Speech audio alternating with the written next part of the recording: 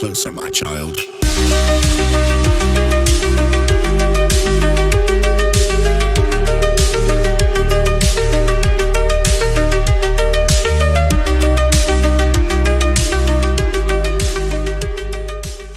What's up, y'all? We got a special treat on JT's mixtape today. We got our first guest, and we got our good friend, Paul from Understanding Conspiracy. Paul, welcome to the show. Thanks for having me, guys. Should be a good one. I'm looking forward to it. I'm hyped. I'm sufficiently hyped for this. Of course.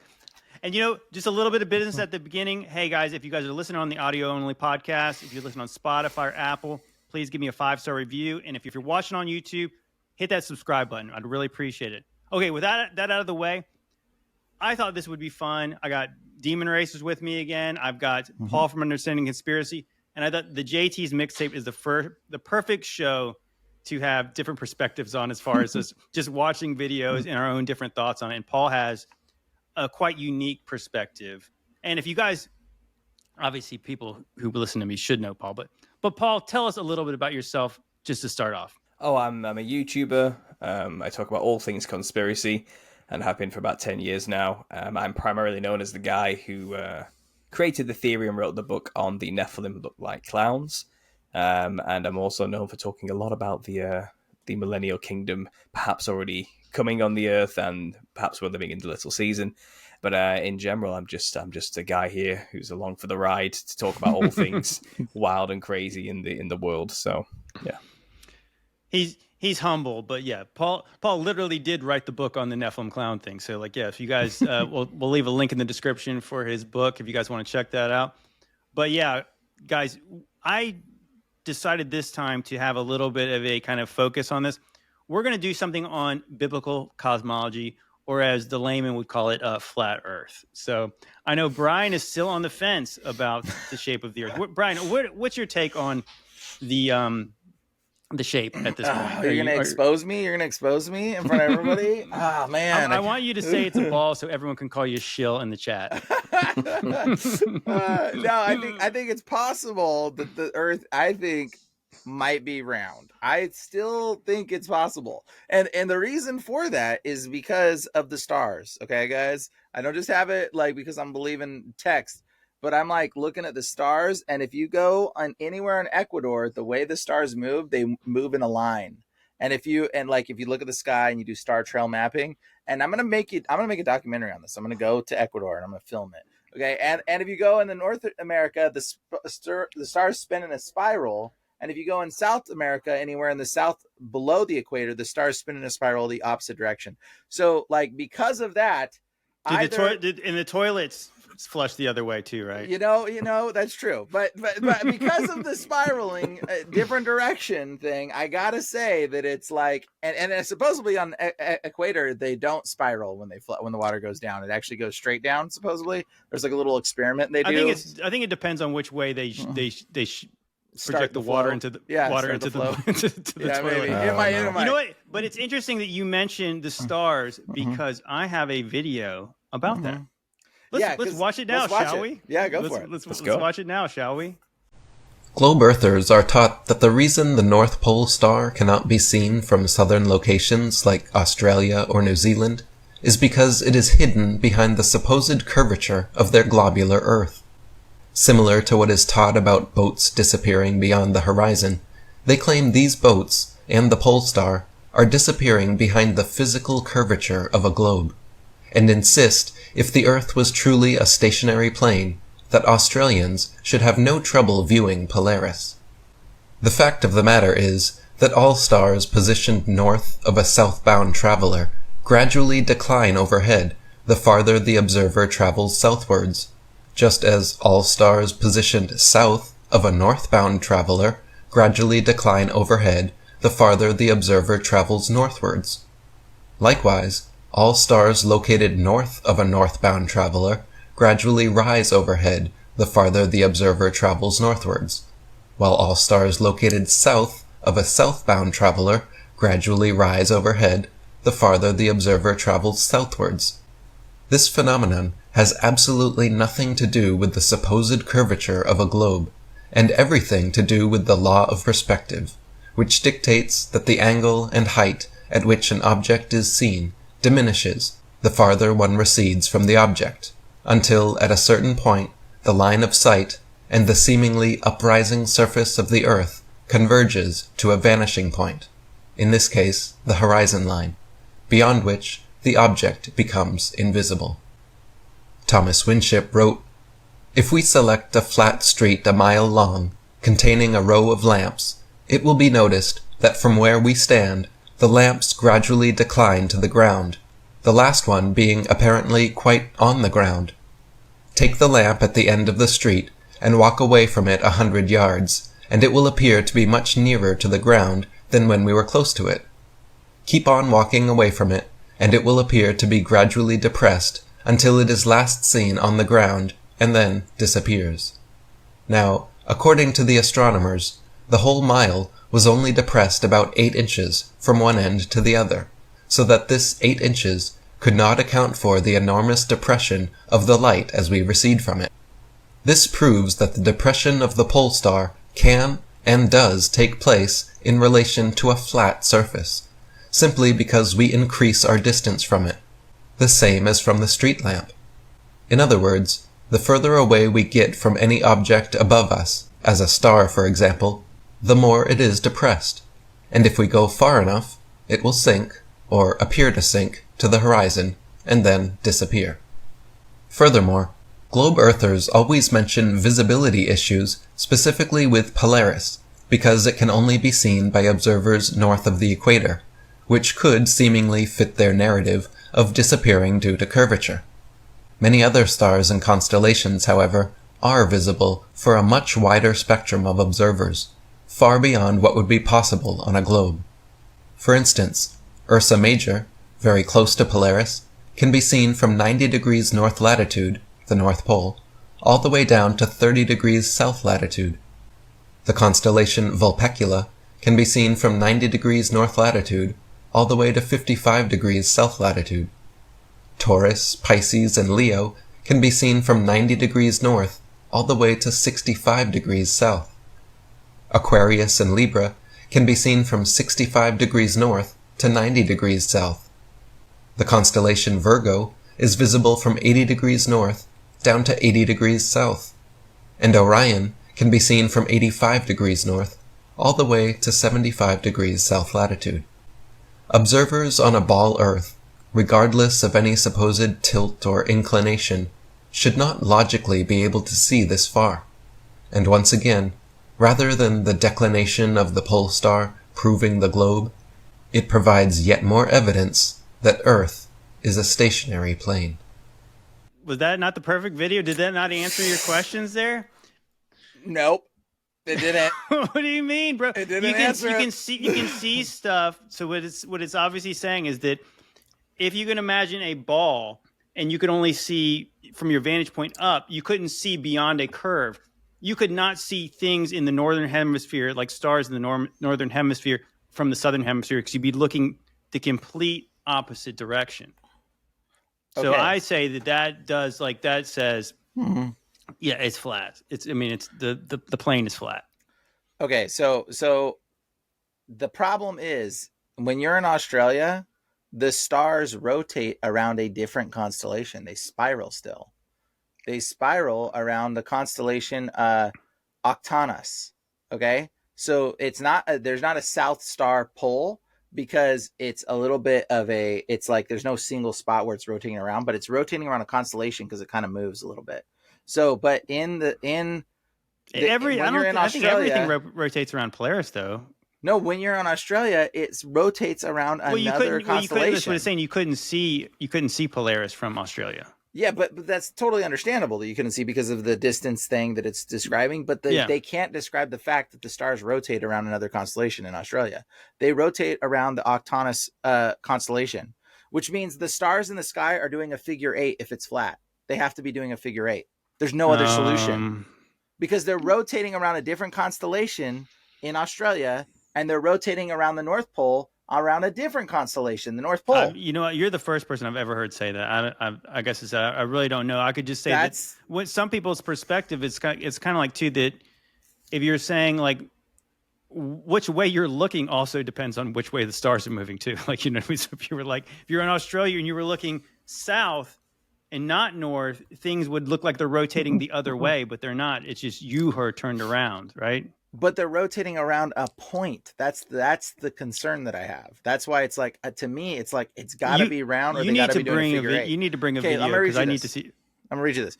Okay, in the southern hemisphere, the constellation appears to rotate around the south celestial pole, which is located within the small constellation Octanus. And the closest star to this point is called the Sigma Octanus, often considered the South Star, meaning all southern constellations seem to rotate around this point in the sky, not a specific constellation itself. And the reason why is because supposedly the Earth is at a little bit of a wobble, and the wobble kind of like does this at the bottom. So the South Pole doesn't go as easily around a point, but it does go around a point. It's just not at that point moves a little bit more, supposedly. A wobble. I'm just telling you. What is that even? And there's not a single star point in the middle. There's not a single star point in the middle. Bro, like, what does that even mean? I'm telling you, that's what. But that's what I mean, like, but in all actuality, what does it mean? The Earth is wobbling. Well, it's just that it's spinning, but it's spinning kind of like a top. When the top spins, it kind of gets a little bit of a wobble as it's spinning. So the Earth kind of is doing that a little bit. But there's no perception of we could never perceive that. I don't know. All I know is that the South Pole, there is a South Star point that the same constellations are supposedly rotating around. So that in itself makes it's really hard for me to put my head. Bryan, you're going to be a flat earther before this podcast is over, or I'm going to be really. Paul, okay, Paul, make some sense of what we just watched and what Bryan's saying. Well, I think our language maybe limiting us here. You're talking about words like rotating around, for example. I don't think just because there perhaps is a southern pole star versus a north pole star that instantly means, or that means ball flying through space. I don't think it has to mean that. I think reality is far more psychedelic and trippy than we can understand. And I think there are things beyond our 3D understanding of the nature of reality and physics. I think stars can be considered something more fluid than something more rigid and stuck in their spaces. I think they move along circuits, as were described from a biblical perspective. They have allotted figure places. Eight circuit. Well, they have things. They have places they have to be at allotted times, and those, they call them angels. In fact, from a biblical perspective, and they have a job to do. And they have to run along specific lines. And I've done night photography. I've done the whole around the pole star time lapse thing, where you lay the images and you create that spiral effect. So yeah, I'm aware of these things. And I understand the closer to the equator you get, the more of a line you seem to get rather than a circle. And there's like off in the distance you see the circle effect, and it creates like a trippy line effect. So there is something going on with distance, but I think the perspective thing can explain it a lot more. But I think the further south you go, I do think it's possible, because we're dealing with things like firmaments here, which are lenses, which can distort things. You may get more of an effect of linear distortion and rounded effects, and one star over here and one star over there type imagery. When you understand this is light being refracted through a spherical lens as well, if you want to go off the typical flat Earth model with the rounded dome firmament. So I don't think just because you can have, there's a pole star in the south, that instantly means globe. I don't think you can just make that comparison instantly. I think you can get distortions just through perspective and through glass. I mean, I believe we're in an enclosed system. I don't call it any particular model. I think models have issues. I think models are just models are maps. They're not the terrain. I think the reality is far trippier than something we can create with our own square and compasses, shall we say, not to get too Masonic, you know what I mean? But for the true purpose of those things are for map making, and I don't think any model we create will always fall short of the true glorious creation of God and just how psychedelically and unknowable it truly is from his perspective, from our perspective. So I'm not going to say it's that model or this model. I just know it's an enclosed system. It's not vast infinite space, and that's kind of where I draw the line on that. I think some things are a mystery, including God's creation, and I'm okay with that. And that's the heavens are definitely a mystery. It's interesting. Yeah. We talked. Paul and I just did a podcast discussing the crazy Gunnar Heinsohn's theory about how 700 years was added to the first millennia. And at one point, he does point out that there's the very first globes that are shown. They're not globes of the Earth; they're globes of the constellations and the celestial bodies. And so, like, if you look at this image I got pulled up here, it is sort of interesting to think about, like, when you see certain kind of a certain cosmological perspective where, like, what you're seeing there is you're seeing the constellations all in a globe, but it's almost like it's made that way from our perspective, because if you could show some opaqueness, you would show a plane in the middle of them, and it's the stars that are kind of doing this kind of weird kind of rotation around us, because those original globes, they would not actually work if they were, you couldn't have a globe of the constellations and a globe of, which would include the globes of the Earth, right? Like, this works independently. So that's why, from our perspective, these things are going over us and they're dipping down below our vantage point and that kind of thing. I think that's kind of what they were showing back in those days, at least from the perspective. Wheels within wheels, as you can see there. Right, exactly. That kind of that gyroscope type model. I gotta say something. So I will note, because I love your description, Paul. We were saying, like, that it's trippier than we think, and I totally am with you on that. Like, I do think it is a little bit trippier than what we perceive. In fact, I'm not of the belief that necessarily, like, I don't, again, because of the stars, I'm like, I can't determine if it's flat or round. I can't say I know either way. But what I will tell you is that I think that it's possible that I'm pretty sure we're the center of the Earth. Okay, we're the center of the universe is my perspective. And I believe, I don't subscribe to the heliocentric model. I think the sun is moving around us. I think the moon is moving around us. I think it's fascinating that they're remotely, like, they're almost identical size enough to eclipse one another is ridiculous. Like, okay, what are the odds? Ridiculous that would ever be a thing. But I do, but again, like, because of that perspective that you can see them at the same time, I need to get somebody in Australia that's got a camera to set up and do some star mapping photography while I do star mapping photography in the Northern Hemisphere at the same night. And I want to get somebody in Ecuador and do it all at the same time, and then, or fly there or something, and then try to map the constellations all together and try to do, like, a video doing this to try to align it all. Because, like, if we could align it all, I think we could see some really weird perspective. Well, you see, but when he was showing some images, when you do see the star mapping, they rotate in a very specific order. So, like, when you see the true heliocentric model, that we're spinning around the sun. The sun is moving, and everything is spinning around the sun, and the sun is moving through galaxy, and our galaxy is moving as well. And so what it was showing you is, like, it would be all squiggly looking, like you would not have this constant, like, literally. So, like, in Genesis 1:14, it says that God put the lights, the sun, the moon, and the stars in the sky for signs, 1, for seasons, 2, for days, 3, and for years, 4.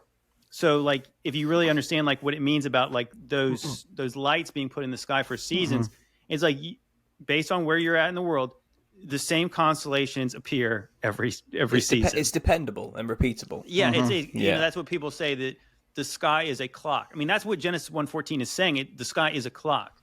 So when you go back to the ancients, I always point to, like, the Dendera zodiac, which, obviously you get all kinds of answers how old it is. It's at least thousands of years old, probably likely like 4,000 years old.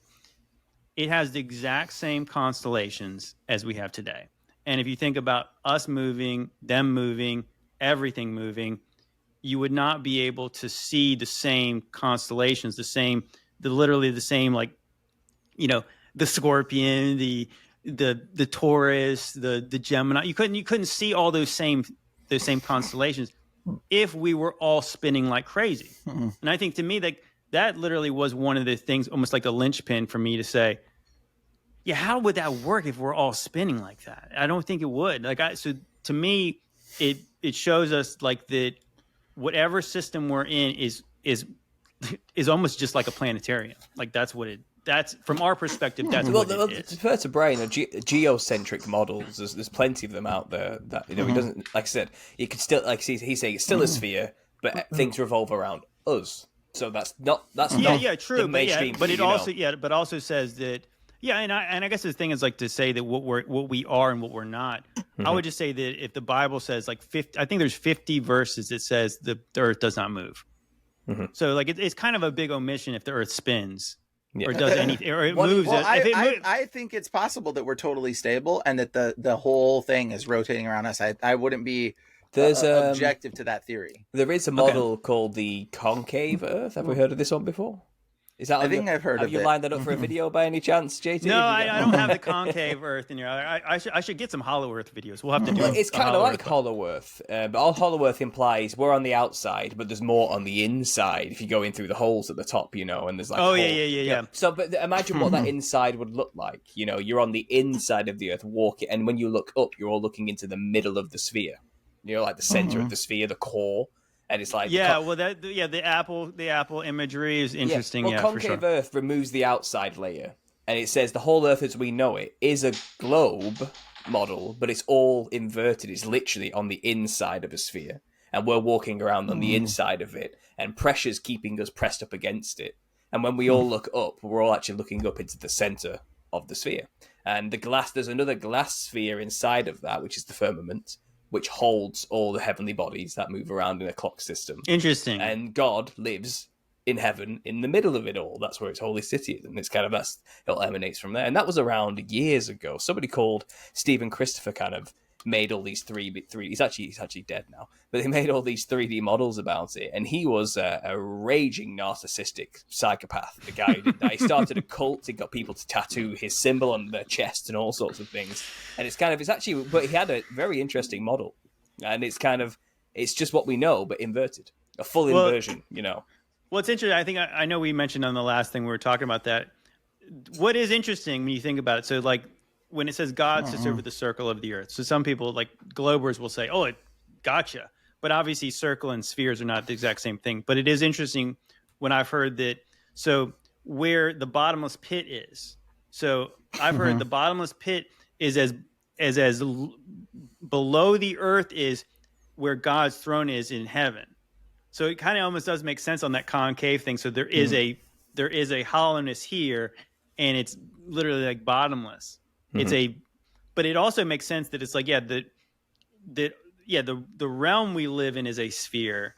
The place that obviously we're at is the flat earthly part, which makes sense from our perspective. Like that might make you believe in like dimensions. There's different dimensions of this place. But obviously, and I it's funny, could even think about like Lord of the Rings. So where are they fighting at? Where's all the stuff going down? Middle Earth. Middle. The middle. Yeah. The middle, like where, like, so you'd think like the surface of the earth is where the realm of the men are. And then there's different dimensions above and below it.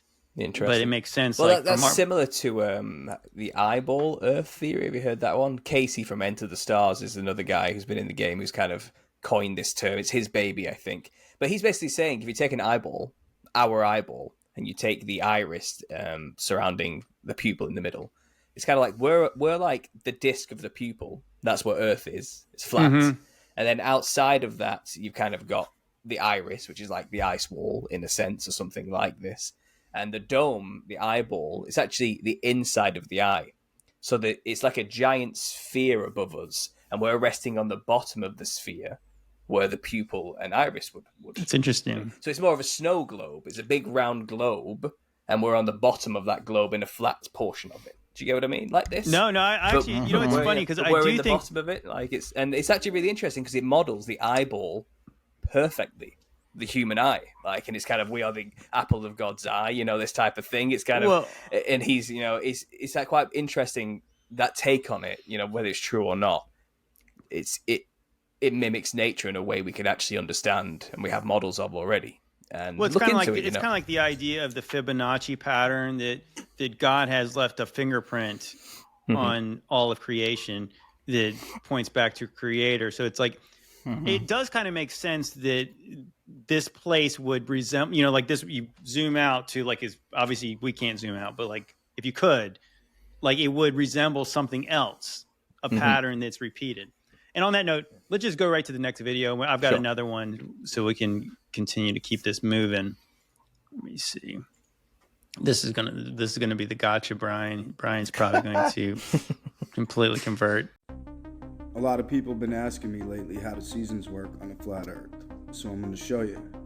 But first, I'm going to show you how they don't work on the globe religion. So according to the heliocentric model, they say the sun is 109 times the diameter of the Earth, and you could fit 1.3 million Earths inside the sun. They say we get our seasons due to the Earth's 23.4 degree tilt that they can't prove.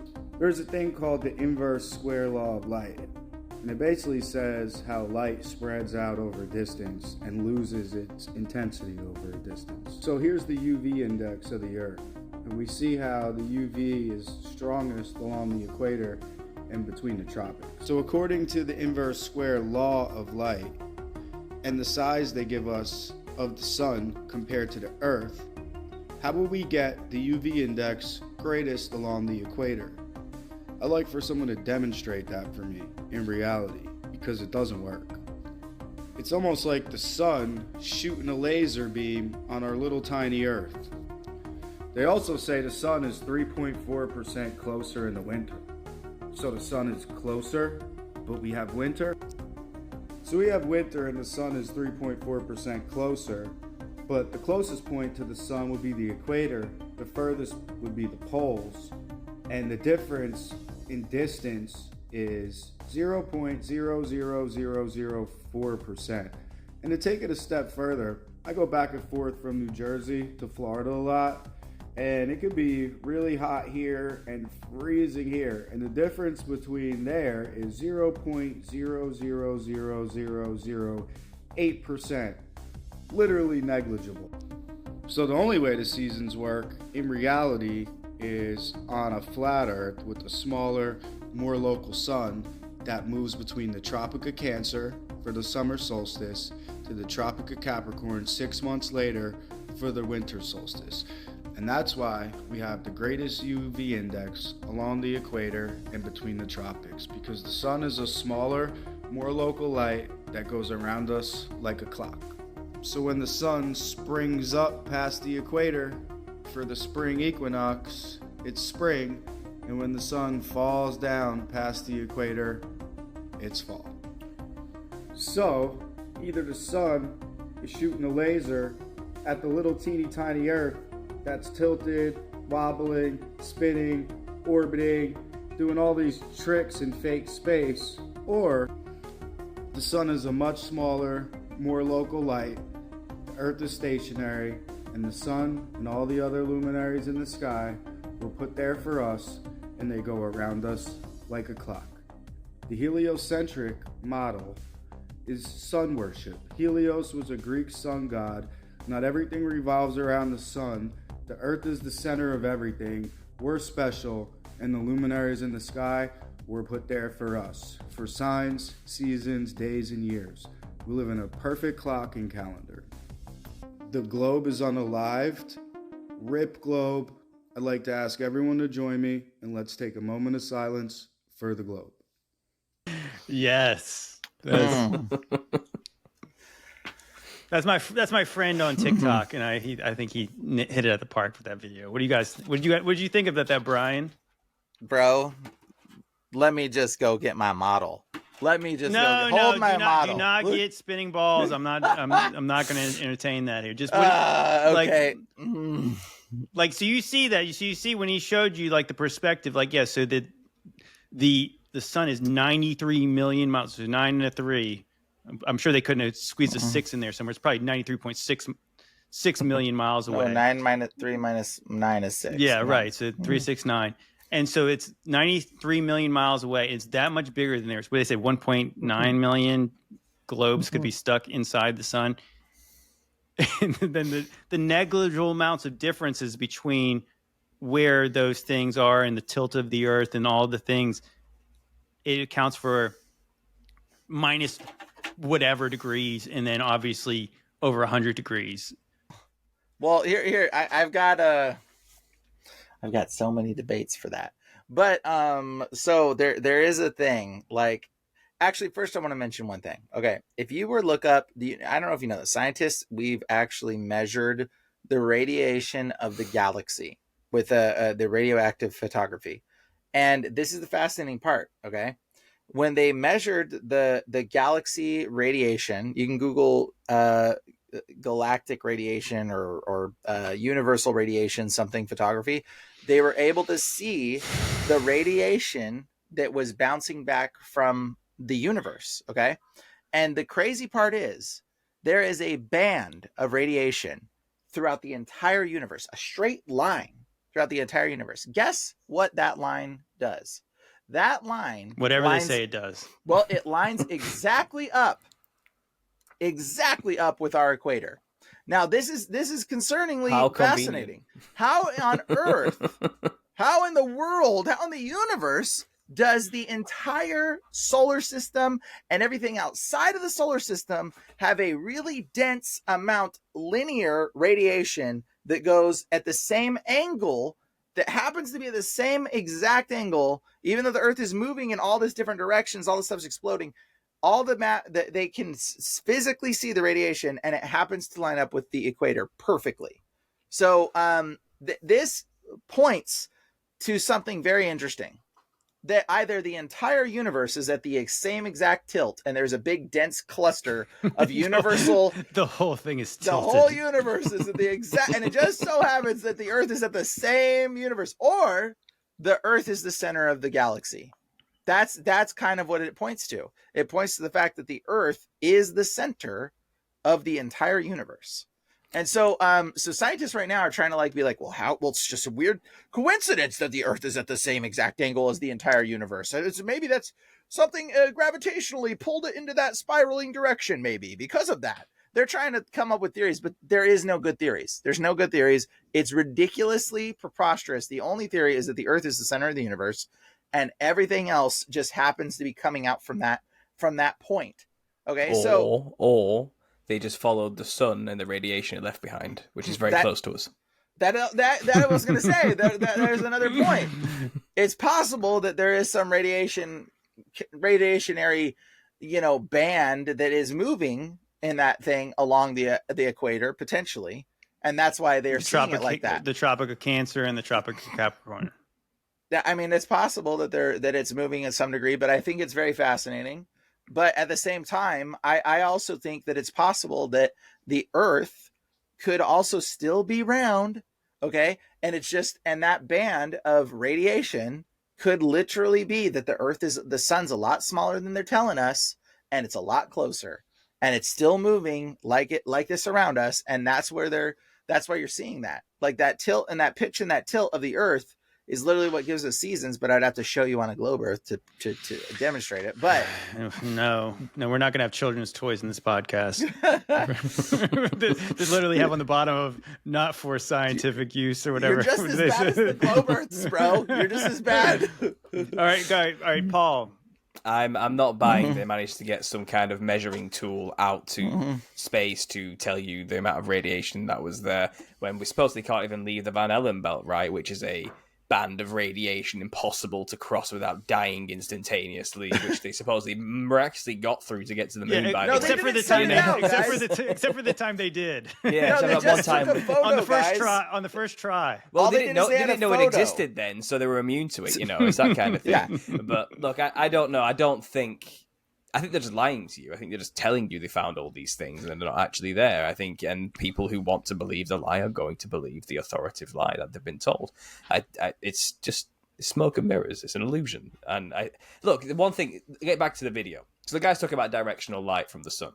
And obviously with the tilt of the Earth, he was first of all saying it's not in the right place based on where the sun is. Like, it's warming the wrong areas. So let's forget about that. Now, if it was just directional light, there wouldn't be a negligible difference from the equator to the top anyway. It'd all be one heat source coming from one directional force. Not that extreme. There wouldn't be a dissipation, barely. And I think that's the point he was trying to make as well. If it is what they say it is, and it's all coming one omnidirection towards us, half of the Earth at any moment would just be red. It'd just be cooked. There wouldn't be a band radiating out and getting darker. Now we can apply that same principle to light. If the sun is emitting light towards the Earth in an omnidirectional way, and you can do this with the globe if you want. You can do whatever you want with it. You know, put it really, really far away and put this really strong light source over here. You know, big distances, and you'll find they'll all hit the sphere at one solid straight line angle at every angle. But that's not what we see when we see the sun coming through the clouds on Earth. Right. Mm-hmm. And do you have a video to show this before I say anything, JT? No, I don't think I actually have that. I've got an interesting one based on another one about the seasons. They're called God rays. When you look at the sun, coming through the clouds. Yeah, it looks local. It's a pyramid shape. Yeah.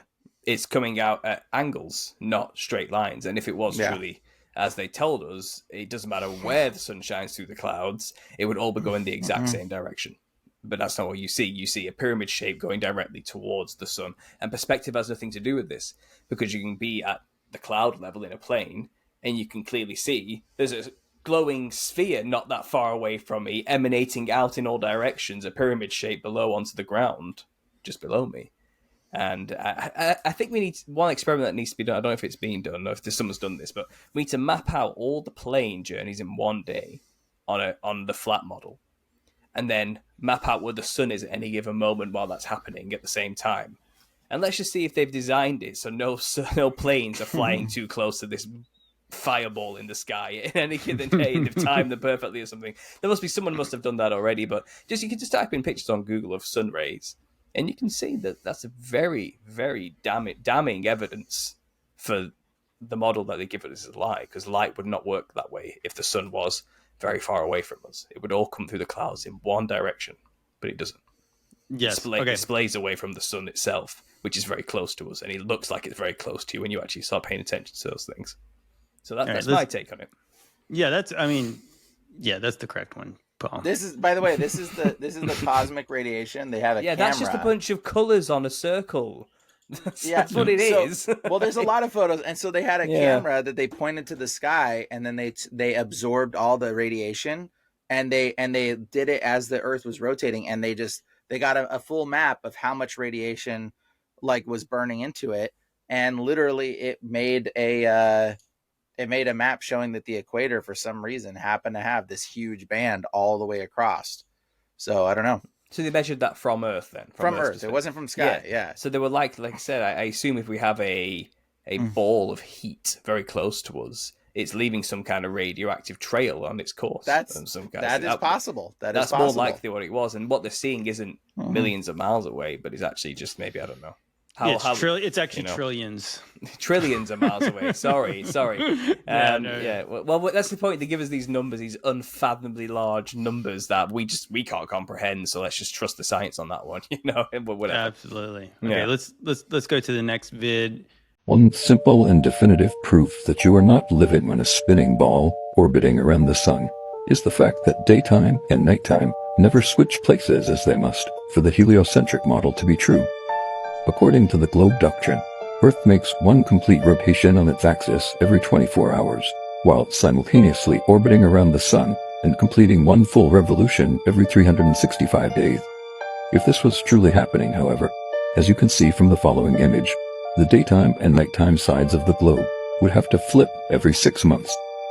For a more detailed illustration of this, imagine the sun rising at 6 a.m. in New York on the summer solstice. After 3 months of 24-hour rotations, the globe would be 90 degrees from its previous position and a quarter turn away from the sun, meaning that sunrise in New York during the autumnal equinox should now be happening at midnight. After 3 more months of 24-hour rotations, the globe would be on the complete opposite side of the sun, 180 degrees from its starting position, so that sunrise in New York during the winter solstice should be happening at 6 p.m., or in other words, daytime and nighttime would have completely flipped from 6 months earlier. In reality, as you can test and observe for yourself, this simply does not happen and remains yet another nail in the globe's coffin. Welcome to the real world. Obligatory Matrix reference at the end there. So in the last video, we said rest in peace, globe Earth, and then this one we just put a nail in the coffin of the globe Earth. Okay, Bryan, so Bryan, what do you think about that? Do you think that time would still work like is the way it does if we were spinning around the sun, like they would not flip drastically like that? yeah, so there's a flaw in his argument, but I agree. Again, like I said, it's possible that the sun's spinning around us. I think it's okay. Just to make sure that everyone's clear. So you're at this point you're willing to accept that the Earth is stationary and things are moving around us. Yeah, that's what I've kind of been on that board where it's like it's. I think so I didn't know. center. I think that at that point I'm not. I mean, we'll worry about getting you all the way to the flat part later, but I'll be able to rest easy at night knowing that you don't believe in the nonsense of all the spinning. No, I don't think that the spinning thing is exactly how it's happening, and I think it's possible we could be spinning, but I think it's more likely that we're the center of the Earth and everything's rotating around us. I think that's more possible, and that's just my perspective. But I will tell you that his perspective of the days and seasons things, if we were spinning around the sun, could easily be disproven in his model. Let's say my fist is the sun, and this is the Earth, okay, and this is New York right here, the center of this. Now, as this spins, it's moving, but now guess what? That's 24 hours. It's facing the sun, but it's a little bit further, right? And as it spins, it's moving, and boom, now it's another 24 hours. It's still facing the sun, but it's at a different angle. So do you see what I'm saying? So it's still moving, and boom, it's still facing the sun. So the 24-hour cycle could just happen to be, it's the same, it's the measurement of when it goes all the way around and looks at the sun while simultaneously accounting for its movement. Does that make sense? I don't know if I explained that well enough. But I don't know. It's still possible, but I don't think that that's what it is potentially.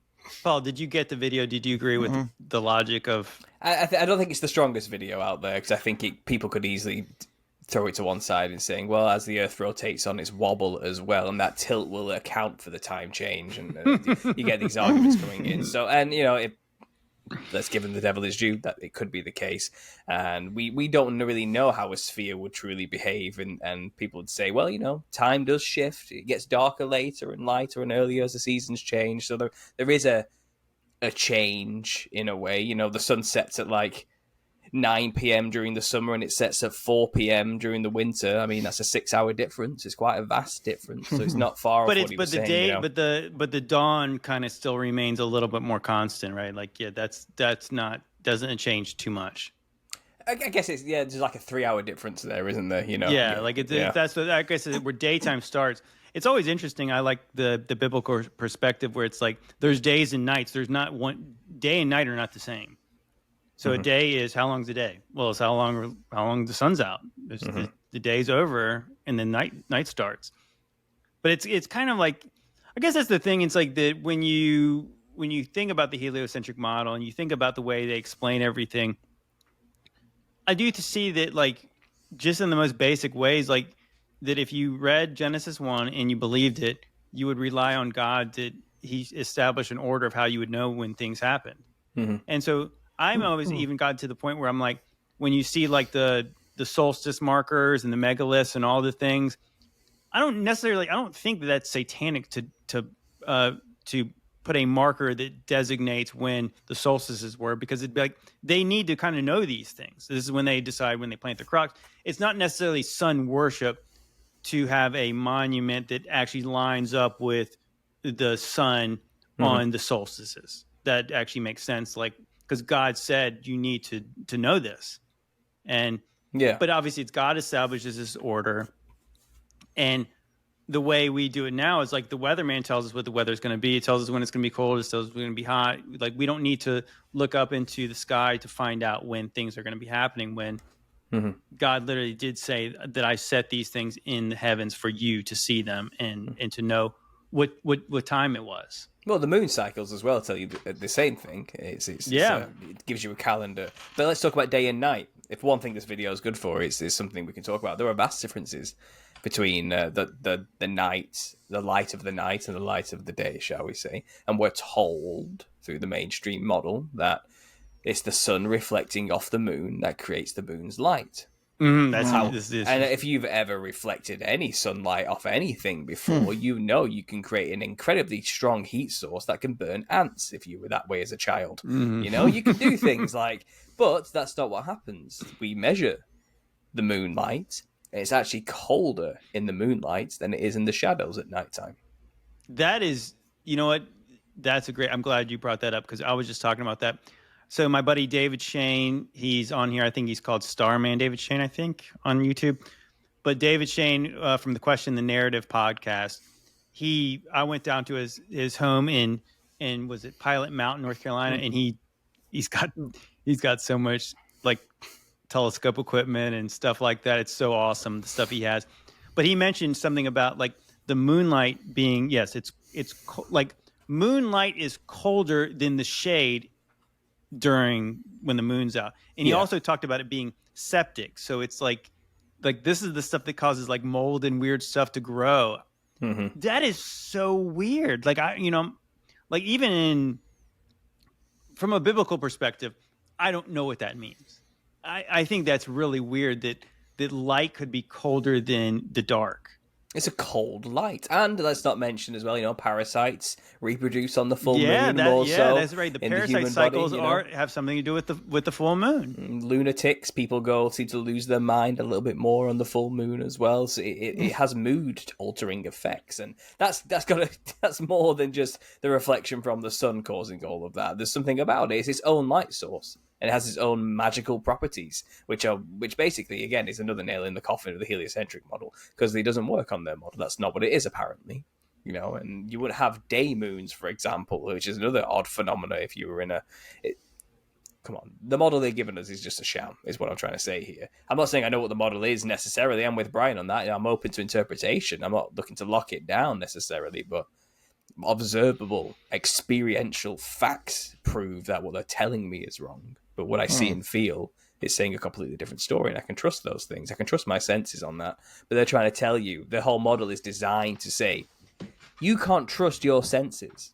You're hurtling through space at this super speed, but you can't feel it. You're spinning round super fast, but you don't feel the G-forces of that. It's kind of it's because... I mean, that's odd, isn't it? That they're telling you the Earth's doing these extreme things at extreme speeds with extreme temperatures at different angles, but you don't feel any of that. So you can't trust your senses. That's what the whole model is saying. And I don't trust somebody who's telling me I can't trust my senses. I'm sorry. There's something about that. Well, right. It's shady, It denies the biblical truth, and it makes you deny your own senses. And it's kind of like it takes a lot of faith to believe them. That it's like the trust me bro theory.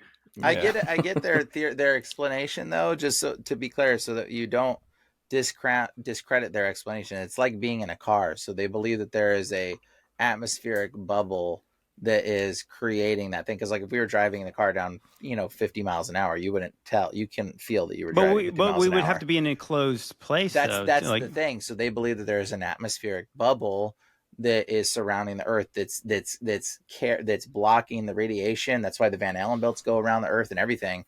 There is an atmospheric bubble that supposedly keeps the wind resistance and all these other things in that speed. But two things here. Okay, so what we're supposed to believe is that the gravity is actually taking all the air too, right? Or it's not going. So it's like So you could have two options. So if as the Earth spins, all the atmosphere and air spins with it. Yeah, that's what they say. Yeah, it would be incredibly hard to fly against the spin, or move against the spin altogether. Like you would have to. It'd be like the air would be going in the other. No. But I'm saying, what I'm saying is like the air is going. No, but you can't have it both ways. You can't have this enclosed system and all the air going in one direction, because if it's not, then it would be easier to go the other way.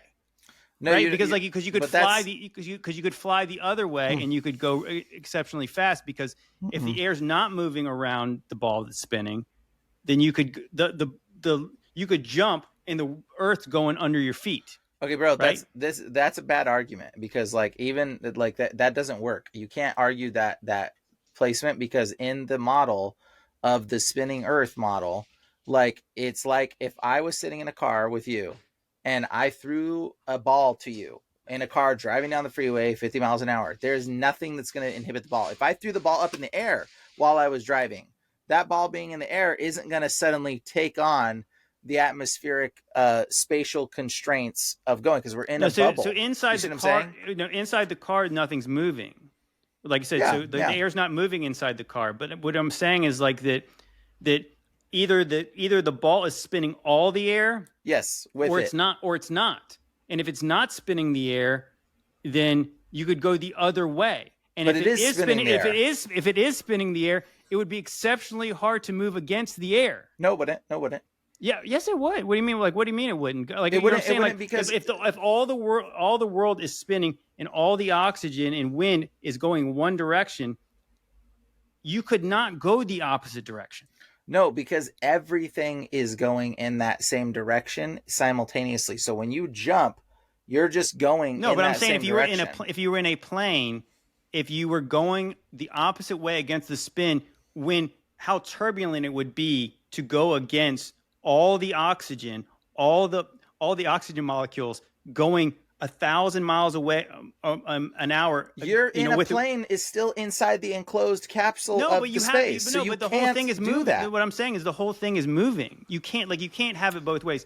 Either the atmosphere is affecting us or it's not. That's okay. All I'm saying is that's not a good argument for your model, because I can easily show you that if you were just imagine being in a car. Also, if you go in a plane, imagine being in a bubble.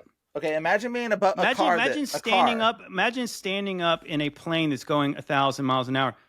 These G-forces affect people. Okay, so you can't go 1,000 miles. You're saying like that going in a car going 25. Even if you stood up, you'd get wobbly when you first stood up. Prime example. You actually, so standing up in a plane, let's say we were in we're in an empty plane, you and me, and we're going 500 miles an hour this way, right? And I throw the ball to you. You're at the front of the plane and I'm at the back of the plane. You throw the ball from the front of the plane to me, I'm going to catch the ball. And if I throw the ball from the back of the plane to you, it's not going to make any difference, because that's not how planes work. I just walked to the bathroom on a plane, and people are like holding on to the seats as they walk backwards, because you do actually know that you're moving. It does not feel like you're not moving. There is a psychological component to your movement. It's not. I'm telling you right now. You can talk to flight attendants. They overcome that perspective and they don't have any issues. Okay, that's because they're holding onto a car. They're holding onto a drink cart. Here, let's go to. Well, actually, first of all, you're talking about pressure here. Okay, and what is space? Can you define space for me? What is it supposed to be? I mean, it's I don't know. It's void. It's a vacuum. It's a vacuum. Okay, so bubbles can't exist in a vacuum. They can only exist with external pressure and force. Vacuum is void of that. So bubbles can exist in water. They can't exist in empty space. You're saying the Earth is surrounded by a bubble. It can't exist by the model and the standards that they're talking about. Everything on the Earth would just go out. The Earth would just continue to expand and disintegrate into rock, I suppose. I don't know. So what's keeping the bubble around the Earth by their standards?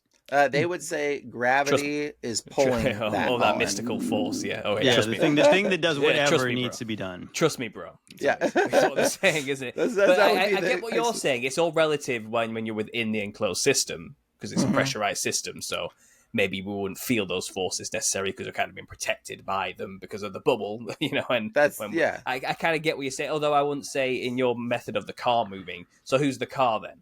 By that, what are you talking? Because the Earth in the atmosphere would be in the car, right? The Earth in the atmosphere is the car, but we're not in the Earth. Car. We're on the Earth, so it's not the same thing, is it? We're in that space within it where everything's moving quickly and rotating. I don't know. So what's rotating then? Is the Earth rotating? The atmosphere isn't rotating. The atmosphere is rotating with the Earth is rotating, and the bubble is the windshield of the car. Is outside of outer space. A bubble with no external forces maintaining its form or shape. That would be the argument. So it just doesn't make sense. It's 100%. I agree that there's some flaws, but the spinning throwing ball thing is not a good argument because you can see that if we were in an airplane and played catch, there would be no hindrance whether I was in the front of the plane or the back of the plane. We would still be able to throw the ball just as fast and easily. That's because it's a pressurized system. Like air cabins are pressurized. Yeah. The car has its own pressure outside. Sort of pressure, yeah. But the car's still shaking while going 90 miles an hour down a motorway. That's true. Shaking, external forces and air. We don't feel that, do we? That's interesting because the car, the Earth isn't shaking, and that is a fascinating thing. And I don't know if it's just because it's smoothly gliding upon the galactic forces, and that's why it doesn't shake. But you know, gravity, that is gravitational forces keeping it in its keeping it in its perfect. Sure, but I would just say that's not a good argument. That's all I'm saying is the wind thing. Neither is your argument. Your argument. I'm not making an argument because bubbles can't exist in a vacuum. So it's not my argument. I'm just saying that's the argument that they say, and so I would say that I don't know, but I see that doesn't the wind object it makes flat Earth people sound unaware of how physics works. What you're saying though is you're saying like that when you're inside a car, the wind is outside the car.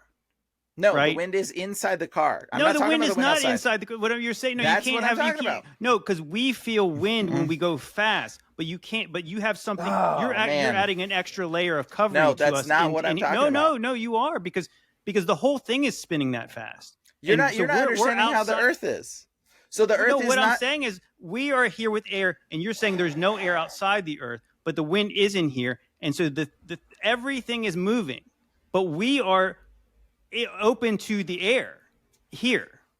No, the air in here is like the pressurized air inside of the car. That's what the air on Earth that we are breathing right now is supposed. There's a bubble, like a windshield around the whole Earth, that is keeping the air that we breathe and feel here in this atmosphere separate from the air outside of the galaxy. Like I said, the air that's what they believe. So the air is spinning with us at the Earth. Same rate as us. Yes. So now try to go against that's spinning with us. It'd be the same way as me throwing a ball in an airplane. No, you say no. You can't. All right, let's just go to the next. Move on.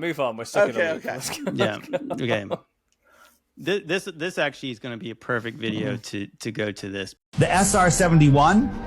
This is the fastest plane we have, I think, right? It's a spy plane. You know why it's black? Because it heats up so much that the paint would burn off. And it goes Mach 3.2 or 2.3. I'm dyslexic. Let's just say 3.2. And it actually it expands 6 inches. So before it takes off, there's fuel leaking out of it because they have to leave expansion. So when it heats up, it all seals up. And then it's flying up there and it refuels in high altitude. But it heats up to over 500 degrees on the outside. My question is, how come the pilots don't cook? Because when I heat up something up to 500 degrees and, a turkey will cook. Okay? So they must have great insulation. But that's not the big issue. This thing, with all of that other stuff attached to it, is going 10 times faster than this thing. Does that make any sense?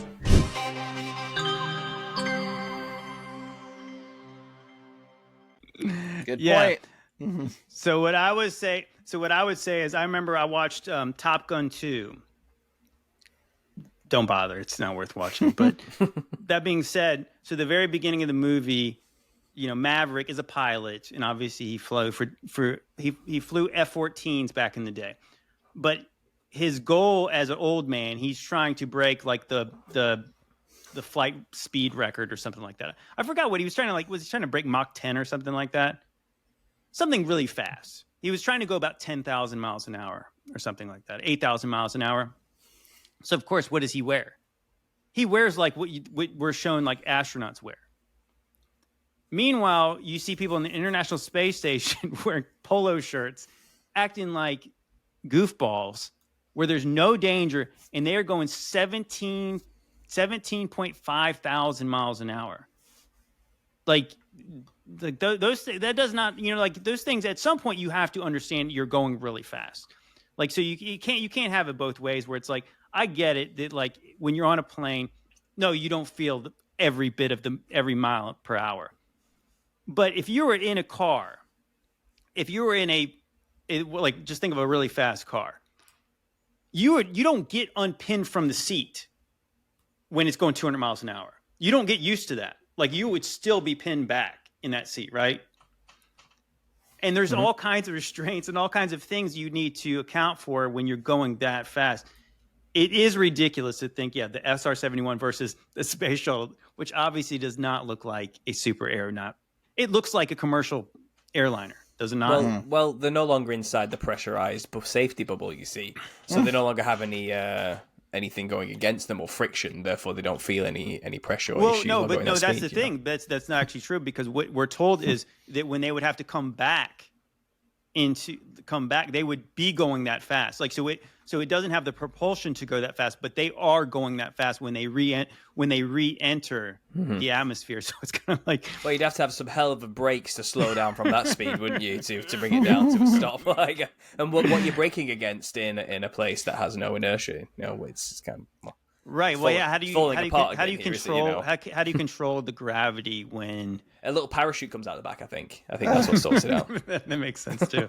What do you think about that, Brian? What do you think about? I think that's pretty preposterous and ridiculous. I think the whole space concept of going into outer space is laughable at best. Like, laughable for sure. Another interesting off the cuff one. It talked about films. What was that film? Was it Matthew McConaughey that was in it? And it was the Interstellar? Interstellar. Yeah, that psychedelic epic about interdimensional time travel and all that nonsense. Maybe it was that one, or maybe I was thinking of it. I don't know. I can't remember. He was like a ghost, but then it ended up being himself. Like later in the end, it was just him outside of a dimension. Maybe I'm thinking of the wrong film. That was a stupid film. Anyway, another stupid film. Maybe I think it was a astronaut who the space station got torn apart because of space debris. Okay. And they were saying the space debris is also moving at what speed is it? Like 17 and a half? Over 17,000 miles an hour. Yeah. And I think what happens is she's out doing like a normal spacewalk and they go into like a debris field and it just tears everything apart instantaneously because it's going so fast you don't see it coming. It's like and there's so much of it. Even tiny little shards of metal going that fast will just tear through. Well, isn't that what they say when they say like there's a tornado? Like there'll be like a straw from a hay straw will be impaled into a telephone pole because it's going 200 plus miles an hour.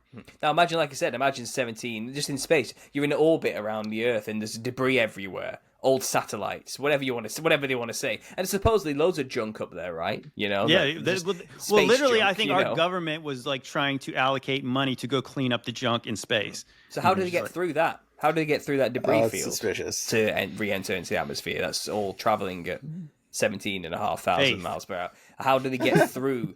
Basically a constant permanent turret of machine gun fire just spinning around the Earth at any moment. How do you penetrate through that at all without getting torn apart instantaneously? The heat thing I think is equally as sus, because they talk about the thermosphere and like the different degrees of like temperature, like the variations. And that's one thing I think my buddy David Shane mentioned that.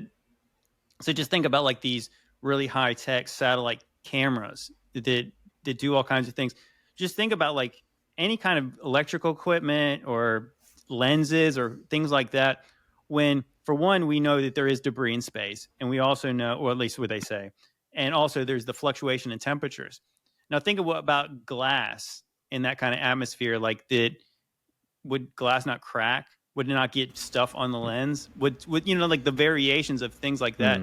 We talk about even like we were clowning on the moon stuff a couple weeks ago, and it's like we're told back in the 60s when they filmed, they literally live streamed off from the moon. they would have had film back in those days, and so they tell us that in the daytime, which was when they went. Of course, they went to the moon in the daytime.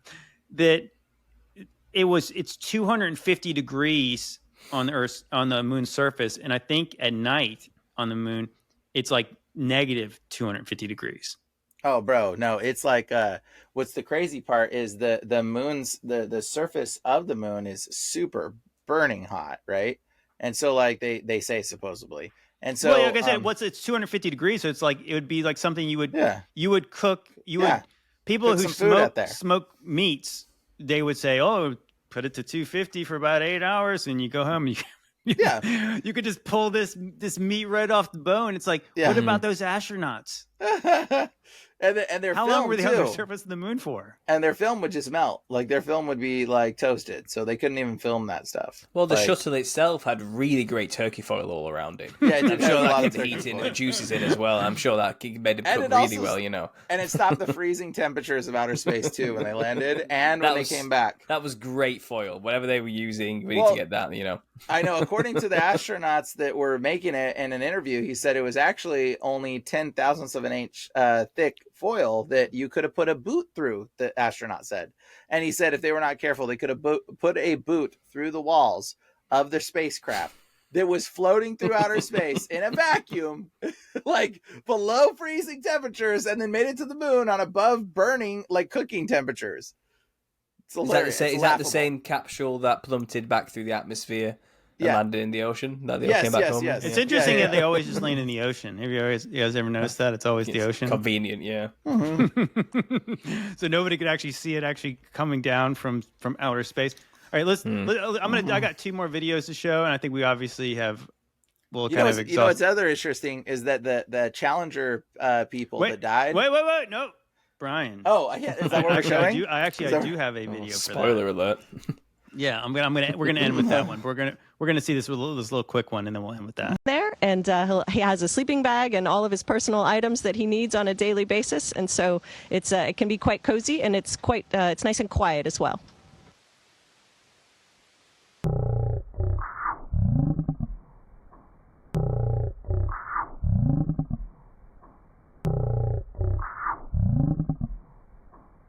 Yeah, there's wires. Like I think obviously at this point, like I could have shown like about 10 minutes worth of clowning moments, but yeah, I want to end with this video, and this is, people will say this is self-indulgent, and I don't care. This is Bryan Nye's video. There's all the astronauts were found that died on the Challenger with brothers. Okay, 2 of them had twin brothers. Twin brothers. I don't know how many twins that you know, but like it's ironic. What are the odds that 2 guys that are going on a space shuttle at the same time are both twins? Yeah, twin brothers. It's like and Judith.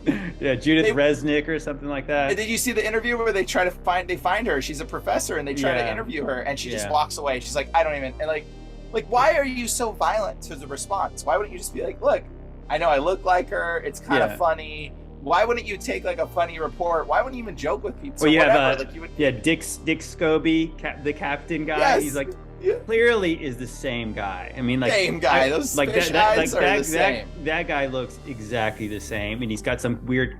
But does he have that weird company with like the logo? Cows with trees, and it's got the spiral. Yeah. First of all, it looks symbol. It could either look like perhaps the way the Challenger blew up, like the smoke trail it left. It also kind of looks like 3 6s is what it looks like. The funny part is like when people try to debunk that, they're like, well, this guy's not this guy. And I'm like thinking like, it doesn't matter. You know what? If one person is alive, it doesn't matter if they're all the same. If one of them is alive, then the whole thing is alive. Yep. So you don't need every one of them to be correct. Maybe one of them is a different person. If one of them's correct, the whole thing is a lie. And they blew up. When it blew up, supposedly they didn't die from the explosion. They died from the impact of their the little pod they're in hitting the ocean. They said that? Yes, that's the facts. They didn't die from the explosion. They died because the impact hit the water so hard and it killed them all. Promise. Look it up. Oh wow, I didn't know that.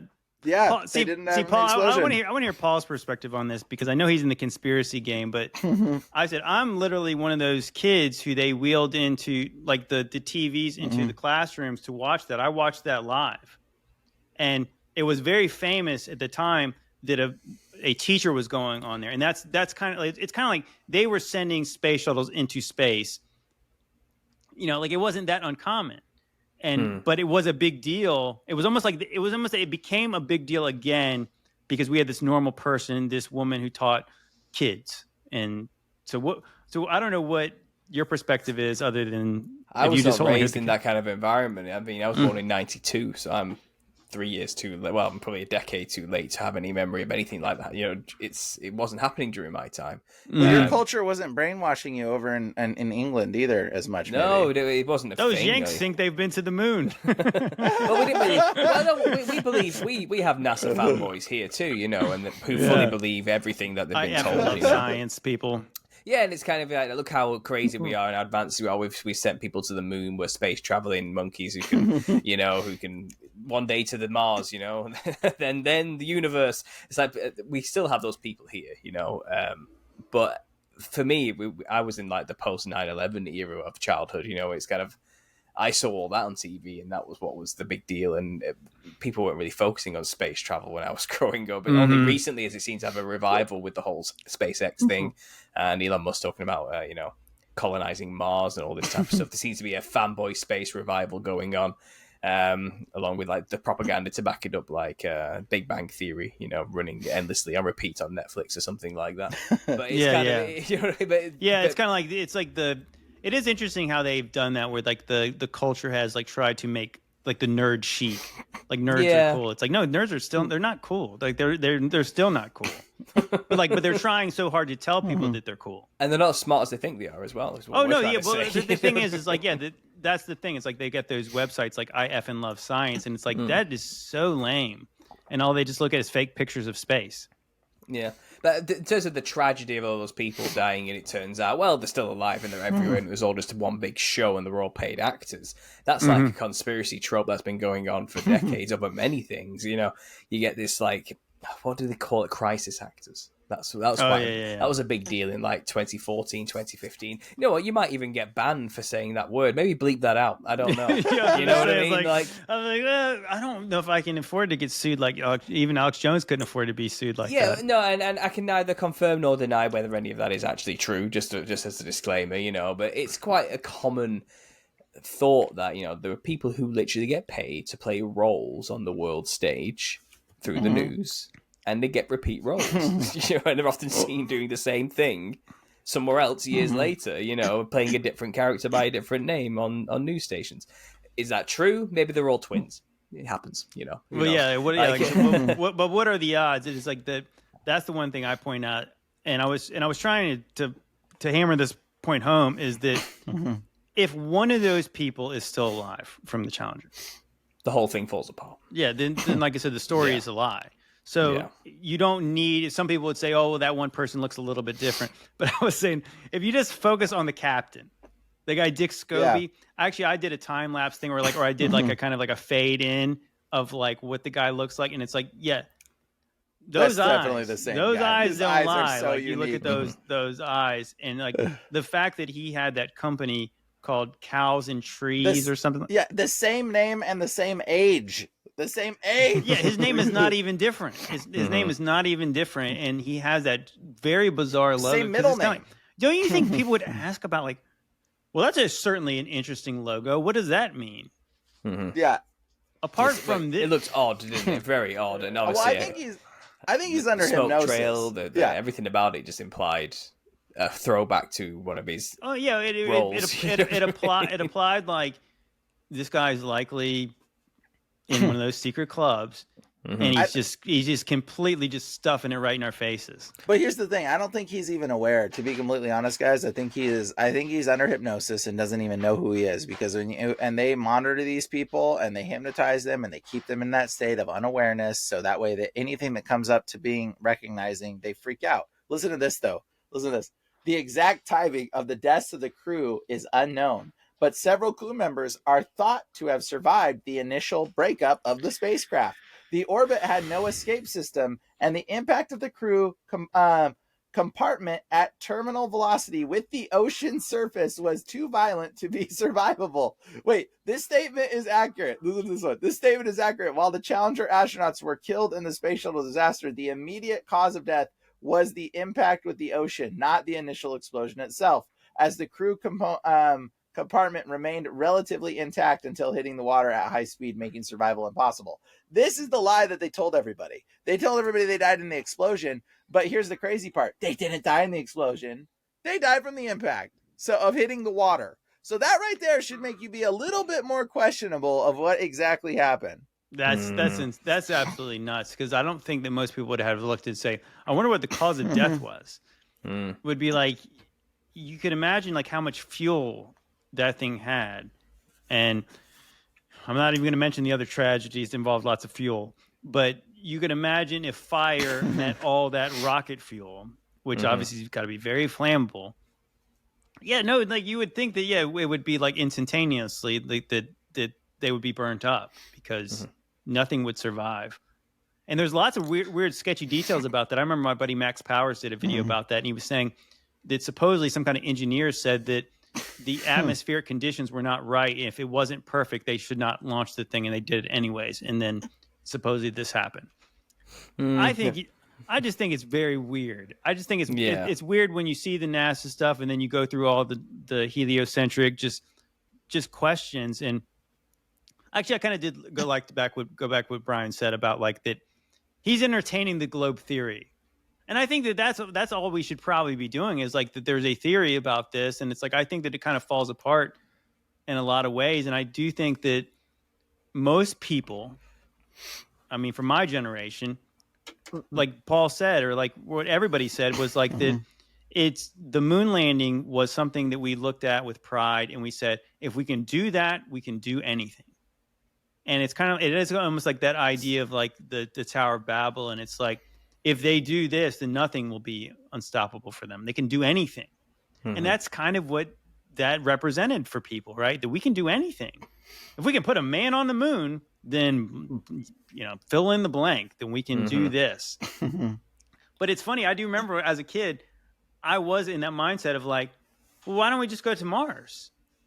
I mean, it's like, it's just a little bit further, but I mean, isn't kind of the rest of the thing kind of the same? Like, and I think that's true. Like, isn't that I'm not wrong about that. They never said, oh, well, you need extra fuel to go that far.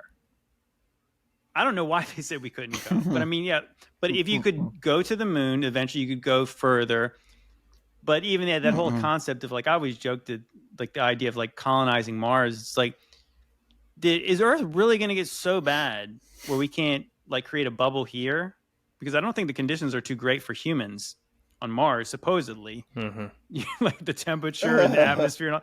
Like, couldn't you, whatever you plan to do there, why don't you just do it here? Because it would be easier. Well, they would, but that would be more the convenient elites. for all of us. Bro, that's the elites' plan, and then you have to like, take their mark and give your firstborn children to them. That's their goal. That's their goal. They want that.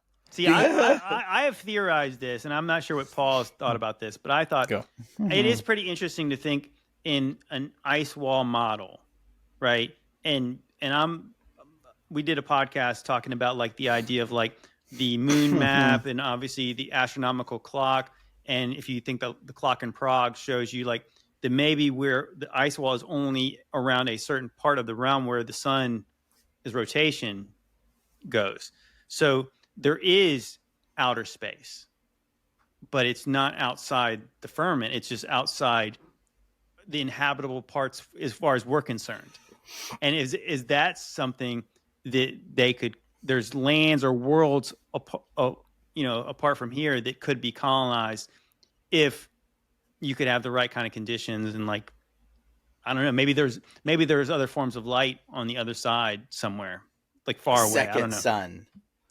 Right. I mean, well, there's the mythologies about the black sun, and there's different things about like there's other, you do kind of wonder. It's like, what if they were like putting that out as a red herring about outer space, but there is outer space from here that's cold and dark, and you need obviously rockets to get there and to inhabit this certain place, and if that was a possibility of like that one day that God has said he's going to do all the things he's going to do, and they are literally looking for an exit strategy away from this plane that God has given to his son. And they are trying to find places that are outside of that. Good luck. Outside of finding some kind of pocket dimension to another realm completely, I think they're trapped in here with the rest of us, and they're going to have to suffer the consequences. Of what No, I mean, I agree with that. I agree with that, but it almost does make sense to me that like that some people would say that the NASA thing is literally just a just to siphon money and to deceive and to manipulate, which I'm not discounting. But they could be doing two things at one time. If all the rockets are arcing to a certain way, is it because they're not going into outer space? They're going into outer space that is away from here. It's not. You give me like imagination here. Do you know, like in video games, you get realms you can't go into yet until you've hit a certain level. You know what I mean? I feel like the Earth may be working like that in a way. It's like, and once like, you know, humanity's run this course and, you know, the final Gog-Magog war happens and then there's that final judgment and the new heaven and earth is made. That's when you unlock these other realms and we get to go explore outside of this little circle we're in, and then all these other continents become a bonus level. It's like a whole new heaven and earth, you know. We got new stars in the sky now. Well, that's, you know, we literally talked about that on one of the podcasts. We were saying, what if a new heaven and new earth was more literal, like that we could understand? So where's heaven? Heaven's above us, right? Where's the earth? Below us. So if you went to a new world that was outside of this, where the circuit of the sun went, that could kind of fit the definition. You're in a different world. You're on a different earth, and there's a different heaven above you. Well, on that, actually, it does say that there won't be a sun because it'll be the light of Christ that provides the light necessary and the heat necessary. Because maybe we are, by that point, away from where the circuit of the sun is, and we're in a different realm, and he is the light of the world. That's exactly what I'm talking about, where it's like, from my understanding, my limited understanding, I could make sense of that, where it'd be like that if you don't need the sun because the sun is not here, and you're in a place where Jesus is the light, and you cannot survive in this part of the world in the fleshly bodies we have, but you would have light and you would have all the things you needed in the resurrection in this separate place that is actually still in the same general like creation that God's already created.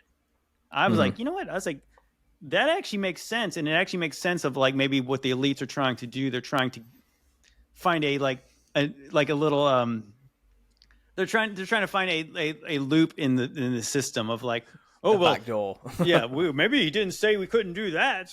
Like maybe we could just be apart from him in a different place. Maybe they're trying to colonize it before the rest of us get there after the judgment. It's kind of like we're going to get there first. We're going to set up ready. You know what I mean? I don't know what they're trying to do. Trying to find a back door and an underground passage to get there. Or they're finding a loophole in the system. Yeah, we can figure that out. Maybe like, did God say we couldn't do that? Well, maybe we can. I don't know. It's interesting thought. I've never ever considered it from this angle before. Well, I kind of have and haven't. But this whole idea that, well, if these realms are uninhabitable now, like there's actually nobody there right now. There is more land, but nobody's living there. It's complete darkness and it's cold and it's devoid of anything. But yeah, it's pretty much what they describe outer space like, right? Yeah, but it will become inhabitable when the Son of God is on the earth and he lights everything up and provides the heat necessary. And now suddenly this is a place you can go. Maybe the ice wall melts when Christ comes. Well, you know what? It becomes a fully explorable place, you know. But without him, that's not going to happen. See, I had my buddy 7 Club on, and that's the theory we're floating, where it's like, if you look at the Prague clock, how it's like there's a circuit to the sun. And so it's interesting. They say even the science was saying that certain ice caps were melting, but certain ones were freezing. And you can imagine if the circuit of the sun is moving, you know, it's still a circle, but it's slowly moving across the greater Earth, like a spirograph. Yeah, going around the greater so what you circle. Have, so I thought, I was like, I think that's a really fascinating concept, because what you could have is more ancient places freezing, experiencing ice ages, or you could even have that older places having the sun coming back into their circuits and thawing out places. And you could think of like what could have been. What if there were civilizations that were actually being thawed out? And maybe that's why they would prevent that's why they'd be protecting Antarctica, and not because they think we're going to get too close to the glass or the dome or whatever. It's literally because it's opening up new worlds, and worlds in the literal sense of like that Columbus discovered a new world. If this thawed an old world that would be new to us, I was thinking like, dang, that makes sense, and I don't think that's unbiblical. I think it's like it would fit in this model that that maybe this place could be way bigger than we would ever know, but we'd only understand in the place where we would know where the sun is the only place that these kind of shells could survive. Now you're talking about New Schwabenland. New Schwabenland. No, but I'm saying, but I think it makes sense that that. I don't think, based on what we're told about the poles, makes that much sense to spend so much resources to be down there, if they are what we're told they are. But if they're not what we're told they are, they literally are the gateways to different realms. I think that now it actually makes sense that they would actually have the nations would have a mutual beneficial agreement to limit what happens over there. Interesting. Who knows? But we kind of mean as well. Obviously, it's like basically an ever-shifting circle rolling around the bigger circle where the sun is. So that means what you're saying is the ice wall is always moving along with it, and things are getting frozen in its wake, and things are being defrosted in its wake, type of thing. It's like a moving thing. But I just had in my mind then, this world's full of duality. What if directly 180 in a straight line from us on the other side of the circle is another sun doing the exact same thing, and there's two of these suns just going around. The binary suns. Yeah, it's like two of them going around doing this. And north of us, I suppose, is that what you'd say? Just across that is just another spherical sun doing the same thing up there. And that is another world, another land, perhaps. I don't know.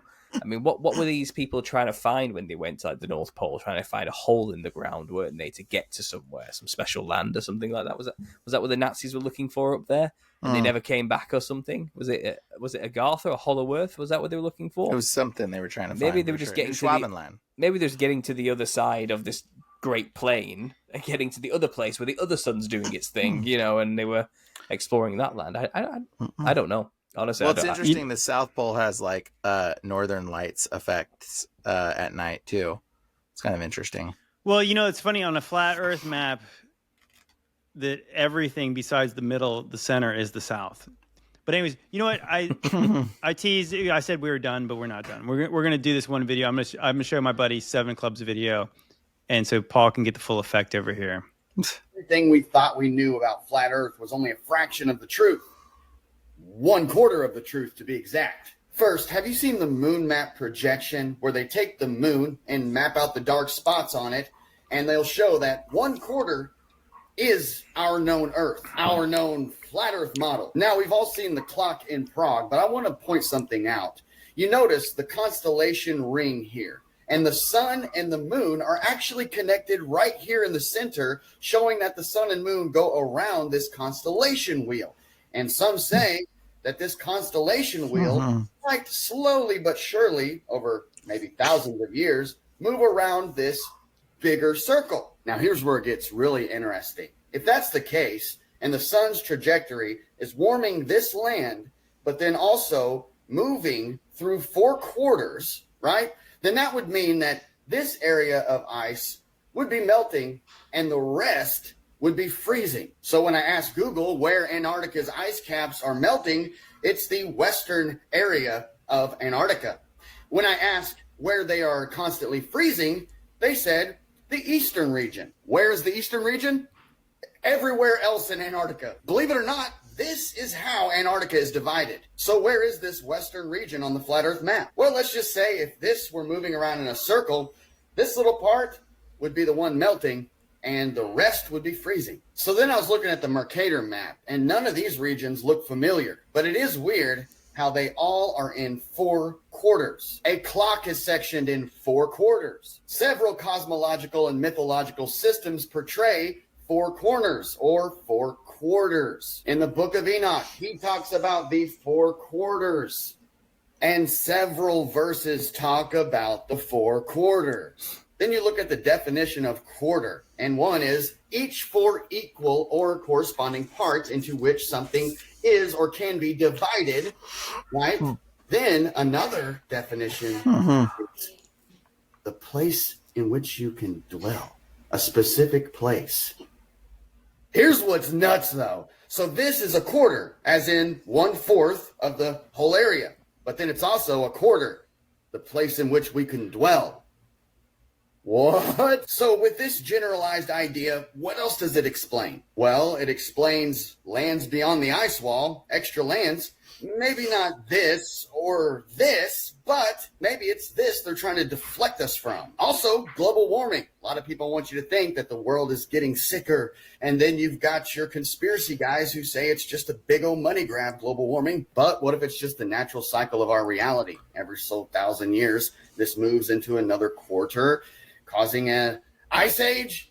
Yeah, it would explain ice ages. Because, I mean, if we're being real, there have been some pretty neat discoveries made of animals in ice, undigested food in their stomachs. It would kind of explain mud floods. Hey, they found old world pyramids and buildings in ice. It seems we're always given partial truths on things. Now, I'm not saying that this theory is one that I believe or disbelieve, but it's interesting nonetheless. Look into it. Yeah, that's fascinating.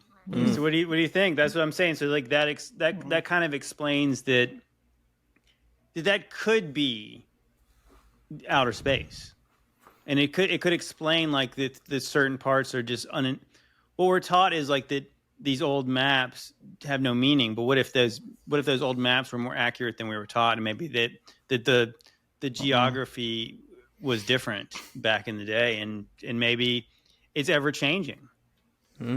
No, that's fascinating. I mean, who created the moon map again? What was the channel? You know what? I forgot the guy's name. I do remember on that the